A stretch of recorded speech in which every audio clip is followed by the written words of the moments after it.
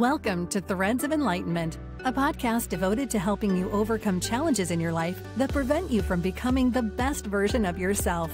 Each episode features interviews with people from all walks of life about their journey of self-development and the principles they utilize to overcome their fears to achieve their desired outcome. Ready to be enlightened? Here's your host, Ken Primus. Welcome to another episode of Threads of Enlightenment. As usual, this is one of my favorite spaces. All of you guys know. And so I know that our guest is coming with a couple of things I deem very expensive. Their time. What a precious commodity. 24 hours given to every single man and woman on this planet. So we cannot complain. But how you respect her and honor her will speak volumes about your life. The other is the journey is a powerful creator. It created the individual that is before us in the body of Kim and stored there. And so we want to honor her for coming and sharing her journey with us and her time. And for all you listeners, let's honor her by paying attention so that we can obtain wisdom, knowledge, insight to change our lives so that we can become better human spirits while we are here on this planet Earth. Kim, welcome to Threads of Enlightenment. Well, thank you. What a beautiful introduction. Thank you so much. One of the questions, Kim, that I ask my guests as they come, and it is a loaded question. How do you serve mankind? I feel like since I was a young girl, people have come to me with their problems. My dad used to say I should have a Dear Abby column, and I just have always been able to help guide people. And I've always had this desire to help others in their life, in their journey, just to I took one of those personality tests. I can't think of the name of it off the top of my head. But one of the things that they said about me was that I can take abstract ideas and pull them together and come up with like a new idea. And that's kind of always been my way. I like to look at lots of things and see how do they make sense? How do they fit together? And I feel like that is part of my gift of serving mankind. I love it. I love it. I tell people once you find your gift, and I tell people that first of all, you started out using it, and eventually it'll use you, and you'll find yourself being used and pulled here and there. And that's when your gift, you have made a transition that you're not aware of, but it has taken place. And that's when fun comes in. One of the things that we do here, Kim, is we revisit, we go back into those spaces. I tell people we reside for a short period. We call the first space, if you will, besides that hospital, we call it home. We have these two individuals that are called parents. Sometimes I call them scientists, but we have these parents, and they have perspective, both of them, different perspective of how they see the world, how they engage, how they relate to others, and so forth. And they have brought you into this space, and they're now going to import data into your being. What was your family unit like? It's funny. I was just telling my dad, who's now 91, that I don't remember a tremendous amount of when I was a kid. I don't know, maybe because I'm old, but I remember having lots of fun with the kids in the neighborhood because we always had lots of kids. We were very involved in the religion that I was raised in, so it was lots of activity there. So I just remember always being busy. My parents were also very busy, worked a lot. We had a pool and I used to swim. I think that my mom was one of those people who was just very generous and giving and always tried to take the best care of us that she could. And my dad was the kid. He was like a kid raising us. He would get in trouble for making us laugh too much because he would tickle us a lot. And so that's kind of the first things that come into my head. That is a beautiful memory, Kim. I remember, my kids look at me and they tell me that I'm a kid. Even my granddaughter tells me I'm like a little kid. So there's nothing wrong with Yeah. being a little kid. I think it keeps us He's alive he's and keeps us young. he can still act quite juvenile even at 91. I like him already. Yeah. I think there's some wisdom in that behavior, if you will. So here you are, Kim. You had a pretty solid foundation, mom, dad. Everyone is busy, church, religion. And in your family seems everything is fine as you're moving through your life. And this young woman is getting older, and she is, let's say, she's in high school. What recollection of how you behave towards others, as far as this woman that you had mentioned earlier, that's very sensitive in the sense where she would look at a situation and look at it differently and interpret and all of the different things. How was this individual, this young'un, if you will, how was she navigating her life? And actually, Kim, I want to go back before high school because some of our gifts start to manifest way before high school. Did you notice anything in your life as far as those understanding, that your unique understanding that you had mention of looking at a situation and being interpreted differently with a different outcome than others? How old were you when you think you began to notice some of those gifts in you? I don't know that I did. I will say that in from 5 to 8, I did have some non-family members behave inappropriately with me, which I think really impacted me, kind of like shut me down a bit. Yeah. So I think that that's probably why I didn't notice a lot of those things, or don't remember noticing a lot of those things growing up. Um, I I think I was always a little sensitive to other people's emotions, always much like my mom was. Yeah. She's passed, and then as I got older, I began to understand what alcoholism is, Hmm. and I think it became more noticeable in my teens. I noticed it when I was younger, but my mother was an alcoholic, and it just got a lot worse in my teens, and she was gone by the time I was 30. So I think those things kind of played into the dampening of understanding who I was, which is in part why I think I became disconnected a little bit from myself.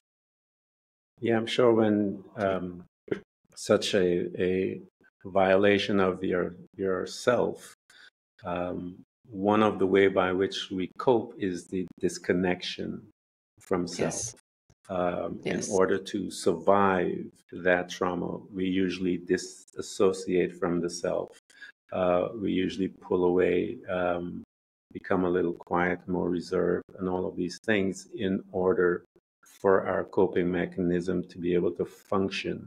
And that is normal behavior, if you will, Yep. when one Hmm. is traumatized in any stage of life. It doesn't matter. But for a young uh, girl, I'm sure that must be even more uh, impactful, if you may, on her psychic as she is now moving through life. Here she is, has familiar. She's familiar with trauma. She is gaining some understanding of herself and how she relates to others. When you were moving towards school, and how did you react to others outside of you? What was that conversation like? What was that memory of friends and ones around you? How did you manage them, if you will, with knowing and have this internal trauma? The the internal trauma kind of stayed buried up until I was in my late 20s. Hmm. I was very, very social. I had a lot of friends. I was just in my teens. I had a lot of fun. Um, just just always out and about, either with my sister or my friends. Just a lot of people that I hung out with. So I was very blessed that way. We went to a lot of parties. We hosted parties. This was the 70s, late 70s, early 80s. So Yeah. there was disco. I was really into disco. So yeah, I had some fun. So I was happily putting aside the darker part of life. Yeah, I've been to some of those parties, Kim. Too bad you weren't with me. So I know what you're talking about. Some of those house parties are some of the best things that anyone could have. And, My gosh, what we did to the rugs dancing was so much fun. Yeah, yep. Especially in the disco era and the music at that time, that was just designed for dancing, as they say. Oh yeah. So I can imagine. So here you are, you're dancing, enjoying your youth. When you were looking towards college, Kim, what was the conversations and the thoughts that you were having, and which industry, where did you go, and why did you pick it? I was gravitated towards accounting, and I've been in accounting for many years. It appealed to me for logic reasons. I like Yeah. logic. I like to know how things end. So numbers, that it's not going to change much, right? Mm-hmm. And so it just really, really appealed to me. I'm one of those crazy people who likes to read the end of the book first because I like the journey. I don't like any suspense. I don't want to know, not know what's going to happen. So numbers really appealed to me, and I stayed. Well, in some ways, I'm still slightly associated to it because I have a consulting business. Mm-hmm. And I consult in that area, but yes, accounting was my baby. Yeah. And being in your baby once you got into college, because being there, how did you feel when you were, as you stated, you're hanging out with your baby? How was this girl drinking up the knowledge? And how was she also managing outside relationships with others and so forth? How did she handle her college days? I didn't attend school the traditional way. I did online. I was raised that you don't go to college, you don't attend college. So I took courses online.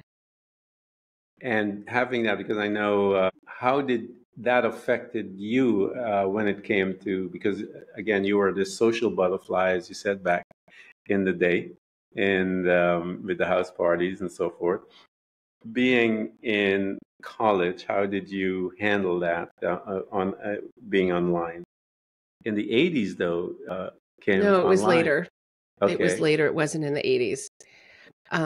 Because I didn't, I mean, it wasn't a big deal, but I didn't go to a brick and mortar Yeah. school, right? Like it was later on in life, and it was in the 90s and online, University of Phoenix. But college was just, I didn't even think about not going to college because Yeah. that's just how I was raised. Because the religion that I was raised in thought that you would have your beliefs corrupted in college, challenged. I think most of our beliefs are corrupted in church. I'm just telling you that that's the experience. Because I remember when I first came to the United States of America, the very first time I saw someone smoking weed was in church. I was sitting there going, Oh my gosh. wow. Not I remember going not back home and asking my mother, Kim, why did you do this to us? So yeah, I saw some oh really my interesting, goodness. things in church. No one could smoke, let alone weed in Yeah. the religion I was raised in. Yeah, I saw some things, and so my corruption came from the church, and if you will, but I grew up there as well. So life is happening, if you will, and she becomes a woman now, and she's graduated. You've gotten your first job. How did you get your first job, and how did it come about when you were there? What was it like when you enter into the field of accounting?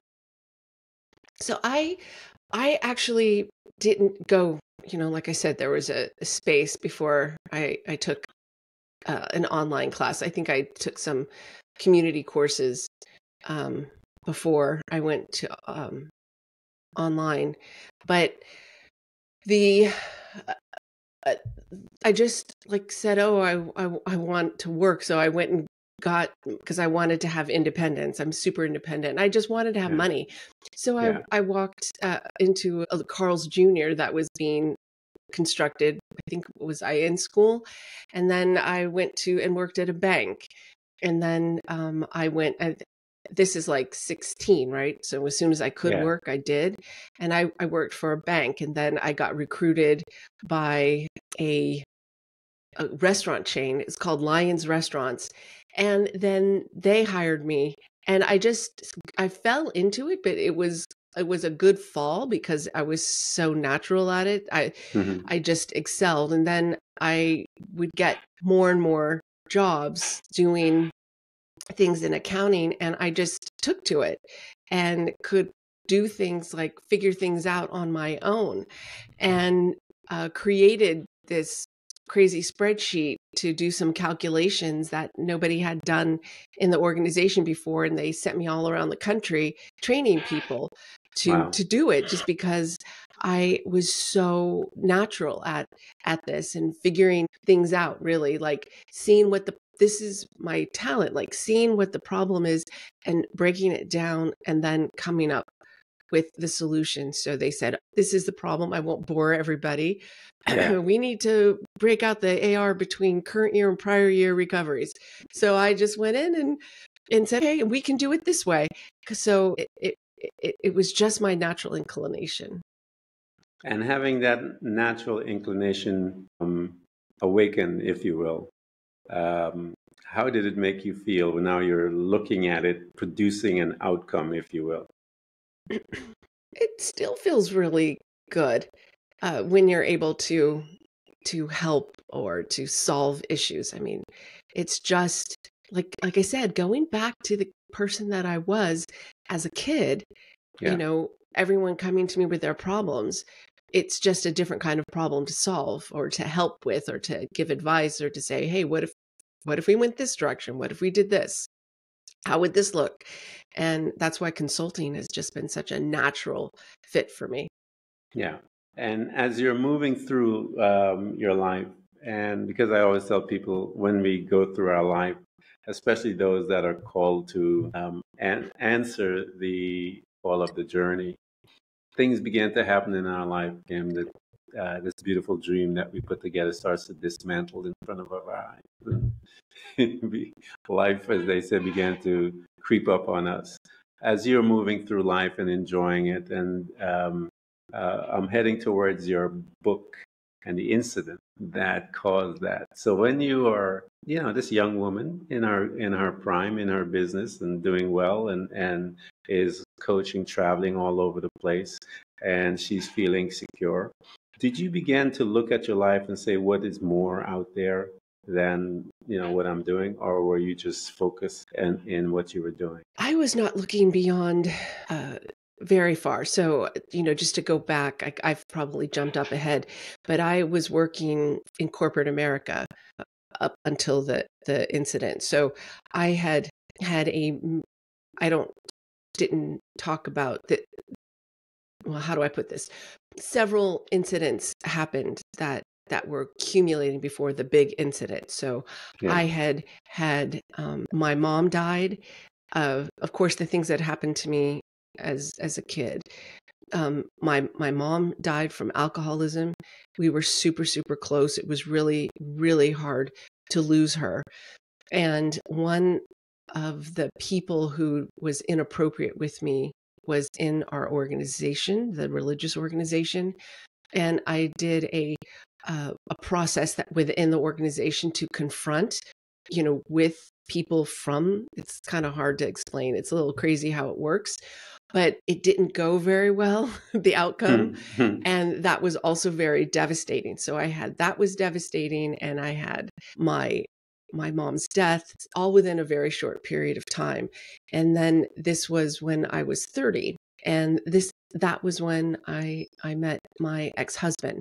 So all this time, all I'm doing is just really focusing on going to work, not doing anything but work, trying to just enjoy myself as much as I could, kind of just get through life, because it was hard for me. I had, before all this, before I even knew what happened to me as a kid, I was just crying all the time, and I didn't know why I was crying. And my mom was in rehab, and there was a speaker who was a therapist, and I was like, I got to go see her, because I felt like it was all around my mom's alcoholism. And then everything came out, literally, when I started in therapy. All of these past experiences came out.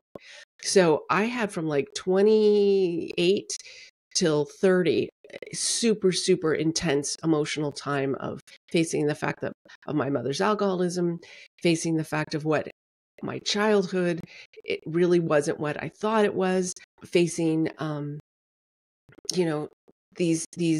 this organization I was in wasn't what I thought it was. I was broken and hurt. And that's when I met my ex-husband, who felt like a savior. Savior, yeah. Like I said, Kim, the religious people can get hurt there. Yeah. I know. And the problem is that we set them up to think that they can't, that they're supposed to always be there. And they're human too. Yeah. Some people are not there for the right reason. No. And it's just like, it can be just like another organization that they have created. And I keep telling people, Jesus never came to create an organization, a Christian organization. He came for a different reason. Man took what he did and create an organization so that they can control the people. But there are many pastors, because I was a pastor, Kim, so I know there are many pastors that were not there for the right reasons. They used that. They weren't even saved, if you will. But they had the title of pastors in order to use their corruptness in order to damage people. I've seen dark stories that are in that industry, if you will. And we know that from many different incidents that has happened within the priesthood and all the different stuff. And so not every doctor is a good doctor, and not every police officer is a good police officer, not every preacher is a good preacher. And so these are the things, but when we elevate them, because we elevate physicians, we elevate cops, we elevate priests and religious folks, and then when that is shattered, our dream and everything, our hope goes with it, and we become this damaged individual that needs assistance now to begin to walk. As you are, because again, the organization is, you worked and you followed their guidelines. It didn't work. It came out worse. What happened to Kim? I met someone outside of the religion and married him. And then I put him through school, and we moved from the Bay Area down to Southern California, to San Diego. And, I quit my job. We started two businesses. He was a chiropractor. And then I thought this was it, for the rest of my life. Right. And I wasn't terribly happy. I was overly stressed. Running two businesses is a lot. And there was a tremendous amount of self-imposed stress on the two of us. And then he began an affair with our front desk person. And, when I think back on it, like how blind I was, but that's how I existed in life. That's how I dealt with uncomfortable situations. I was blind to them. They call it willful blindness, cognitive dissonance. I don't care what words you use, you still can't see what's in front of you, and you don't want to see. It's painfully difficult for you to see something that you don't want it to be. And eventually the truth came out. I actually caught him at her house when he was supposed to be teaching at school, and kicked him out. And that, we tried to get back together, and then he was gone. And I was laying on the floor of my condo. So I was, because I'm very social and I have a lot of connections in my industry, I was able to secure a position in San Francisco, which is the Bay Area where I'm from. And so I was packing up my stuff to move from San Diego back to San Francisco. And I was laying on the floor of the condo, and it went from daylight to darkness. And I was just there contemplating. I wasn't sleeping. It was like I was just going through all of these things that happened. And I got up and I'm like, I have got to get this together. I cannot have this happen to me again. And that was when I went in search of trying to figure out how I can keep this from happening to me again. And ultimately it led to my book. But I have another book that I had written called The Perfect Heart: Creating and Maintaining Love-Life Balance, which was just truly like, it's a Venn diagram in the shape of a heart that represents your time in your relationships. Because I realized I was out of balance. Like, life was not balanced. We didn't balance our time. We were too much at work.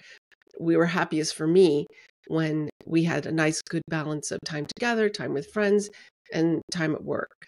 But that wasn't him. It didn't work for him. So I realized I need to figure out what I wanted, and find someone who wanted similar, and to make sure I was focused. I had a list of what I wanted from my next relationship, because I didn't want to fall into another relationship.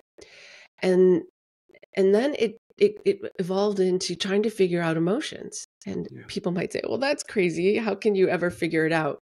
But in, 2017, I read a book called How Emotions Are Made: The Secret Life of the Brain. In the meantime, I did find someone who met my list, and he and I got married. So I did remarry 7 years after the divorce, but in a couple of years after that is when I read this book, How Emotions Are Made: The Secret Life of the Brain. And I'm like, finally, someone who's going to help me figure this out. And, you can't figure out anything perfectly. Our bodies, our humanness is so complex. It's fascinating, absolutely fascinating to me.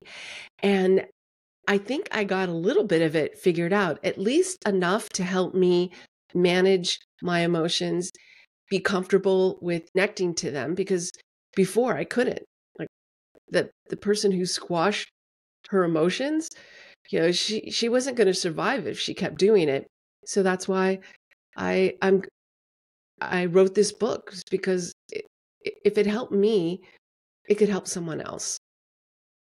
I always say to people, and thank you so much, Kim, for sharing, that we go through, or we live a circular life, meaning that you find yourself coming back to this thing over and over and over again. One of the things that my mom used to say to me, I used to tell her, when your mother says something like, but as I got older, I understood her wisdom. Something used to drive me crazy, Kim. Change is not change until it's change. And I remember her saying those things, being like, leave me alone. And as I got older, I understood exactly what she was talking about.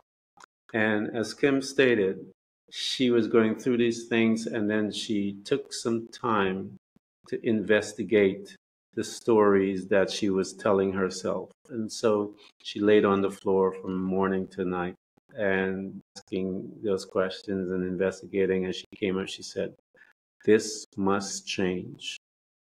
And then she began to implement the plan to make it happen. And my belief, Kim, I believe that decision being made is not made by the natural mind. I believe it is made by the subconscious mind, that soul that resides, who is us.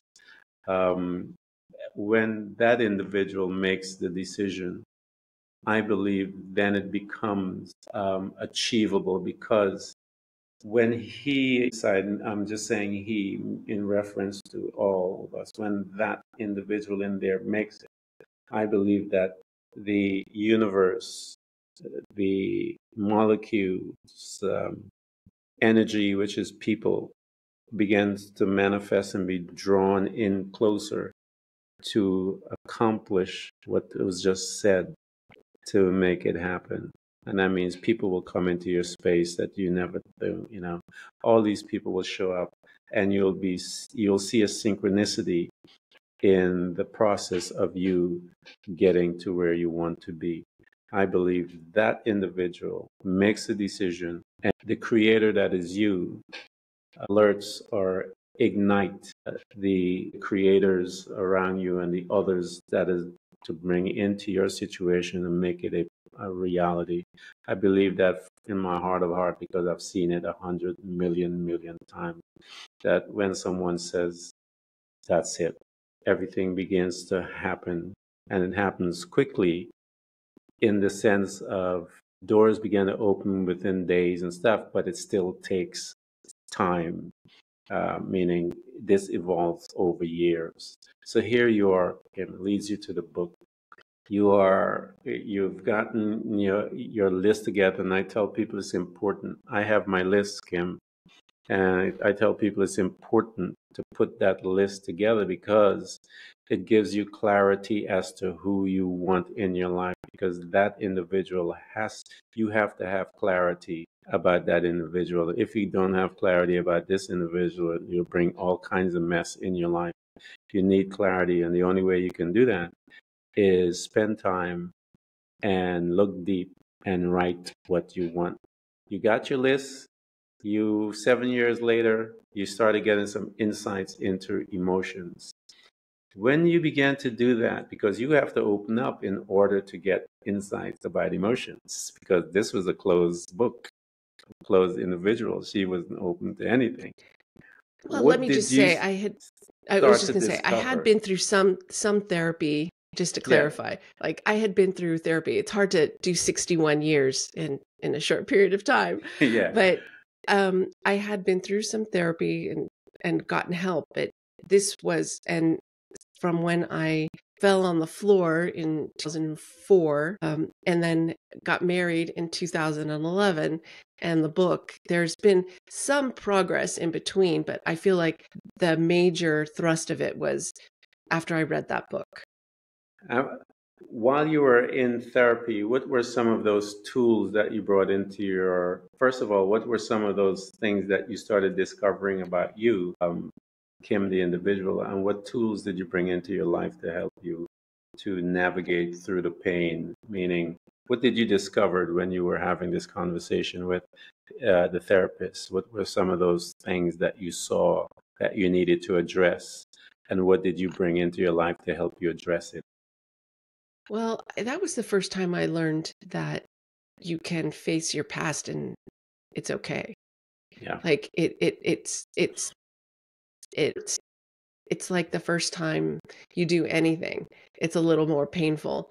And then if you make it a habit, then it's not as painful the next time. And it I think was just helping me to get it all out was the biggest point of it, and to see other people's point of view, to see perspective. Mm-hmm. So you get very micro focused when you're in pain, on your pain. And so I think I learned how to look beyond my pain. Yeah. Trauma is stored emotions. And once it's identified, once we are able to name it, I've talked to many people, I don't know what this is, I don't know what this, but they feel something. But through conversation, having someone to go to and talk, a therapist and so forth, once they are able to name it and that, oh, this is what, things, names we find are depression, anxiety, all these names that we will find in certain things. Once we are able to name it, I believe that's when we are able to then put a plan in place to address it, to be able to, I don't even want to say conquer it, Kim, because it's there. We just know when it comes back, we can, it doesn't have the same power, if you will. When we first discovered it, it had a lot of power then. But once we learn and bring in tools in our life to assist us, it takes away the power from that trauma, and it gives us a degree of freedom where we're able to move through. So here you are, you're able to write the book. My question that I wanted to ask from the beginning was the name of the book, Kim. How did that name come about? Because I just love that name. Well, there's a book that is related to cooking. So I can't think of the name of it now, but it was kind of inspiring because I was using words that evoke food references, but yet evoke emotions. So you could say, oh, I'm feeling yucky, and yet food can taste yucky. Yeah. That's a yummy feeling. We can relate to that feeling in our body and relate it to a food. Same savory is, something that's just deep and rich and delicious, got a little fat on it, like a steak, so, and then sweet, like I've got a sweet tooth. So the yucky, yummy, savory, sweet was that trying to help people to connect to the fact that there is a strong relationship between emotions and their food. And we know it instinctively, but I'm trying to use that concept of emotion and food to help people to understand and connect to their emotions, to reconnect. It's just a vehicle. And then understanding the flavors of emotions, the subtitle, that's because flavor is a product of multiple sensory systems. It's different from taste. Flavor is a combination of taste and sight and hearing, and even, the smell, the texture of the food. It all will impact how we experience food. And also our prior experience with something similar will also impact how we experience food. And it just seemed like a natural way to help people to understand their emotions or connect to their emotions by using food. Yeah. The full brilliant. title is Yucky, Yummy, Savory, Sweet, Understanding the Flavors of Emotions. And guys, you've been listening to us. And I've said this a million times about books. They are powerful tastes of your freedom. But how you approach that book will let you know how you will get anything. If you're just reading a book just to read it, because you're distracted. But when you're coming and you have a full attention to it, those words are able to become alive and jump off of the page and jump inside of you and spark questions, spark insights where you're going to begin to look at it and go, wow, I never saw it that way. Your perspective begins to change. But if you're just reading a book because to kill time, you're distracted, you're not going to get the nuance of the power that sits in those pages. So when you're reading your book, I always tell people, Kim, come with an expectation to receive from it. You are having a one-on-one conversation with the author, and you don't have to pay $1,000 for it. So you can still have the same effect if you approach the book with reverence and respect, because those words are powerful, they're alive, and they can change your life, just like sitting in front of a live individual as well, because it changed mine, Kim. I was a rebel. I was a young man dealing with anger, and I picked up a book. I was driving, and I stopped at this monastery because I just wanted to see what it was about. And I walked in, and there's a big library in front before you go into anything. And I stopped and I started looking at all these books, and I cannot remember the name or the title, the author, nothing. But there's a book dealing with anger, and it leaped out to me, and I bought it. I read the first 2 chapters and I closed the book. I never finished the book. But those 2 chapters was written for me. It changed my entire life. I mean, it What if got you'd read the inside rest? of It might me. have made a bigger difference. Oh, I was in such a state that I needed the rescuing, like, because everything in my whole world was falling apart. And I probably need to go back and find out what book it was. But that first couple of chapters jumped inside of me and started renovating my thoughts instantaneously. And the reward that I got from it was that my children came up to me, my kids came up to me and said, "Dad, we see the change in you." And that to me was the most powerful, rewarding statement that my kids as a unit came to me and told me that they see the result of happening with me, and so it changed my life. So here you are. Yeah. You created your book. Invite us, and I'm sure that you've gotten some feedback from others as to the impact. Talk to us about the impact that your book has made on some folks that you've heard, and people have reached out to you, of how it has rearrange their perspective as to how they approach life, approach family, approach things. Invite us to one of those stories. Well, one person commented on just how they look at their emotions so differently. And they think about it in concepts of what was my recipe in this situation. So in I need to give some context for listeners. Yeah. The idea behind the book is that our perceptions are our ingredients, and our recipes are our memories. You call it learning, what we've learned, our memories, experiences, it's beliefs. It's all the same thing. It's what's stored in our head, whether it came from, as you say, when we're children, the influence is there, or things that were not chosen but were handed to us. That's the old family recipes. And then you've got the recipes that we just eat, like we don't even pay attention to. We're just eating and not even really tasting it. It's just consumed. And then we have the recipes that we choose to make, that we are intending to cook. And it's the tasting happens. I kind of got lost on that for a second. Sorry.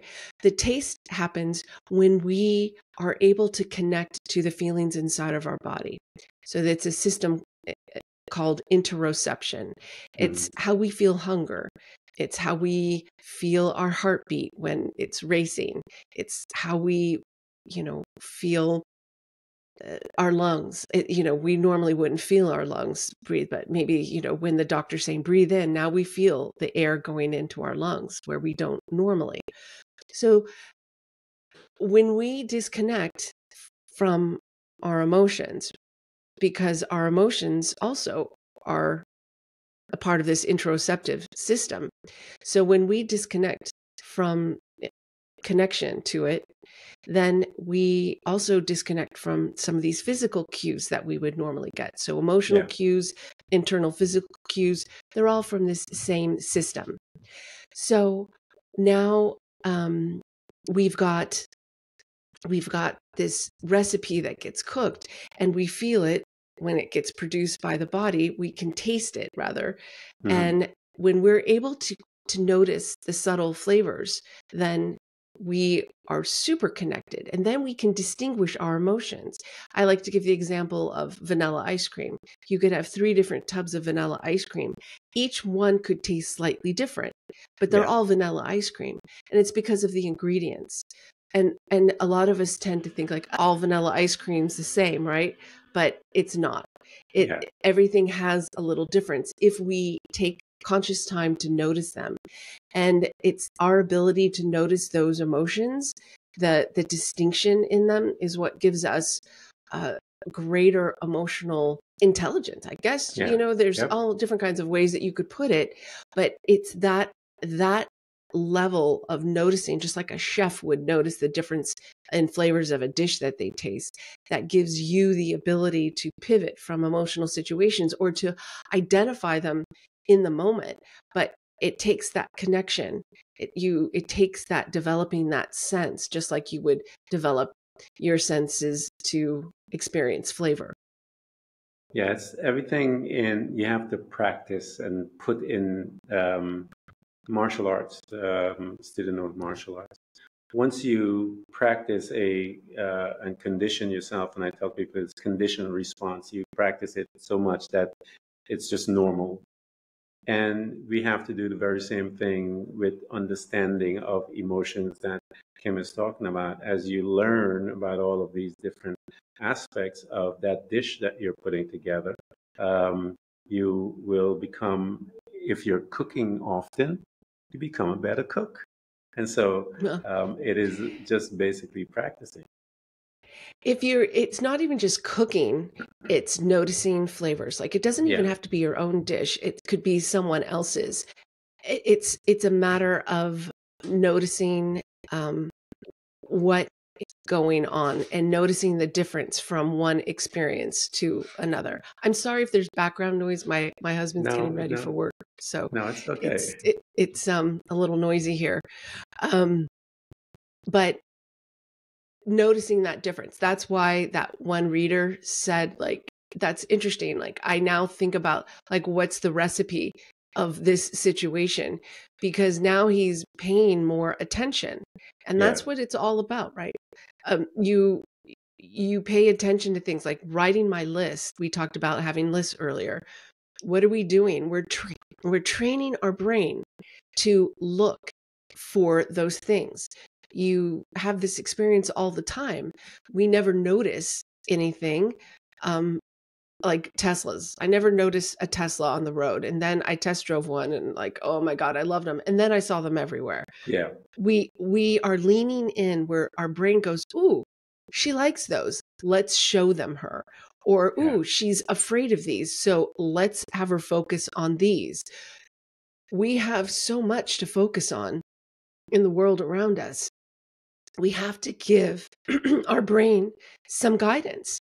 And that's what I'm trying to help do in this book, is provide guidance as to what to focus on and how to focus, because if we're not taking care of our bodies, our focus can be, all over the place, and it can be led by something that you had cook up as a kid, or you might be focused on something that is keeping you from seeing more of the situation. Like, fear makes you hyper focused on your fear factor, but it doesn't help you to see what's going on around you. So when you're able to notice that your focus is very, very much on this one thing, when you notice that, then you can go, okay, hey, I feel this in my body, so let me pull back here in this situation. What else is going on? So it's about noticing the feeling and being able in the moment to respond differently and take in more of the situation, because the more that information you get, the greater the complexity you have in your recipes, which gives your brain more to use moving forward in the future when under some similar circumstances. That is, I hope that wasn't too crazy. No, that was a powerful explanation. And all of you guys that are listening to us, we're going to provide everything for you guys to get to her, so that you can get the book and read and understand and begin to change your life, because this is what we're here for, to assist you in changing your life, to becoming the best you possible. And I always tell you guys, personal development is not for lazy people. It is for people who are committed to change. And like my mom would say, change is not change unless you change. My God, that crazy thing. Go ahead. I was just gonna say, I have so many people. Like, I have a client right now, and there's someone in the organization that is challenging, and they're like, well, how can we get, this person to do this? And it's like, you can't. All you can do is provide the ingredients, but it's how someone cooks it up, like how they take it and use it. You have no control You have no over. control. Yeah. None. And so this is why it's so important, is that you have to want to change. And the thing that keeps us from changing, I would say almost 99+% of the time, is fear. Yeah. And I know that fear kept me back from seeing what I needed to see in order to make a better life for myself. Otherwise, you're just kind of living in this drudgery. And when you talk about noticing change in someone, my sister, like, who knows me better than anybody, she's like, I can see a difference in you. She could notice a difference. My chiropractor tells me, like, I don't have any patients who know their body like you do. I can say, you know what, this still just isn't right. Because when you become connected to yourself, to that interoceptive system, you're also becoming connected to a better health. Like, higher interoceptive awareness is associated with better health because you notice the pains, you notice those things just don't seem right. You develop your intuition and you trust it. And you are able to not only be better emotionally, but physically, because there's a one-to-one relationship with your immune system and your emotions. When your emotions go down, your immune system goes down. So if you're better able to improve your responses emotionally and not let them devastate you, get out of depression, not let yourself sit there, you're going to be better physically because your immune system is going to be stronger. Absolutely. I believe 100%. And again, guys, Yucky, Yummy, Savory, Sweet. I love that name. And it is all about food because I love food. So, and, guys, we're going to provide everything for you to get the book. Again, buy it as gifts, give it to people. We have to think different in our society as to buying material things as far as candy and all this kind of stuff like that. Start giving out books because books can help free people from where they're at. So we're going to provide everything. Go ahead. I was going to say, I also just started a podcast. It's called Flavors of Emotions. It's on YouTube. I've got two episodes in right now, and I'm going to be talking about all of this. And you can go to flavorsofemotions.com, which I haven't given you yet, and that has my podcast information. We're going to put all of that stuff, and I encourage you guys to get to her podcast as well. Listen, learn, because we're all in this together. We want to be able to assist everyone in becoming the greatest possible self, man. That is, so we're going to provide all of our information to get to her podcast so that you guys can begin to listen, subscribe to it, grow with her, so that you can become a lover of self and learn how to enjoy some savory dishes. Kim, thank you so much for coming to Threads of Enlightenment.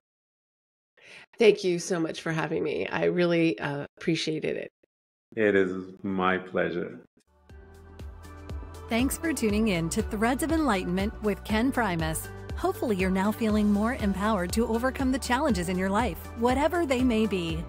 Share that inspiration with others by telling them about this podcast, rating it, and of course, remember to subscribe so you don't miss a single episode. For more connection, you can find us on Facebook and Instagram by searching for Threads of Enlightenment. Until next time, stay enlightened.